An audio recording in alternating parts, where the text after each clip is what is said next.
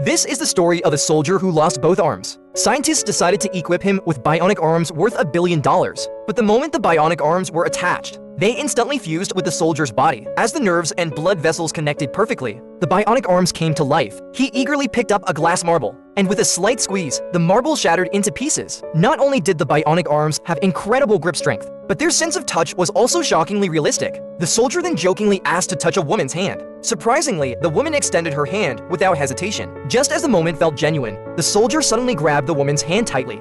The scientists nearby didn't hear their exchange. Later, the woman went to the database to investigate, and she found information about Zone 9, which the soldier had mentioned. Curious to uncover the truth, the woman secretly infiltrated the facility, but what she saw was horrifying. The place was filled with injured and disabled soldiers. It turned out they had all been deceived. The scientists, under the guise of helping soldiers, were actually using them as test subjects to develop new experimental technology, unaware she was being watched. The woman's actions were discovered by higher-ups. To prevent her from leaking the secret, the boss decided to eliminate her. As the woman was driving home, a mysterious figure appeared on the road. Thinking he was lost in the woods, she got out of the car to check. But it turned out the figure was a hitman sent by the boss. Without hesitation, the hitman brutally killed the woman. To avoid police suspicion, the boss decided to turn her into a test subject. Her head was extracted and placed into a specially designed robot. After connecting her brain to the robotic body, the next step was to fill her veins with synthetic blood. Once the process was complete, the scientists carefully removed the protective covering. The woman, now a bionic replica, suddenly grabbed the scientist's arm, but she quickly released it. Seeming uncomfortable with her new body, the boss, however, became alarmed. This behavior suggested the bionic woman still had emotions. Fearing the consequences, he decided to reset her entirely.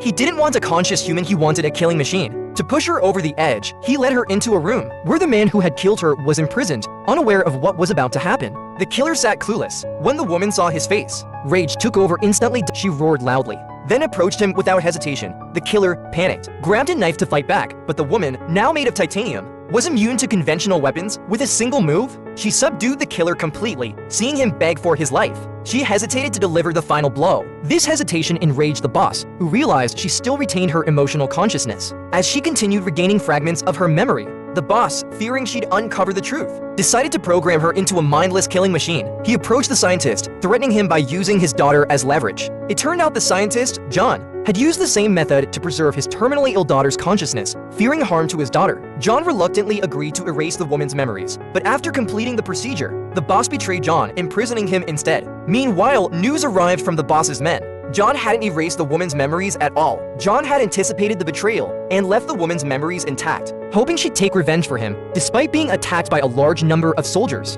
the titanium-bodied woman was unstoppable. After defeating all the soldiers, she confronted the boss directly, realizing he was the true villain. She killed him without hesitation. She then freed John and destroyed the memory storage of his daughter. Finally, she activated the base's self-destruct system. As everything collapsed around them, John and the woman escaped in a car. In the end, John's daughter lived on in his memories, and John and the woman began a new, happy life together.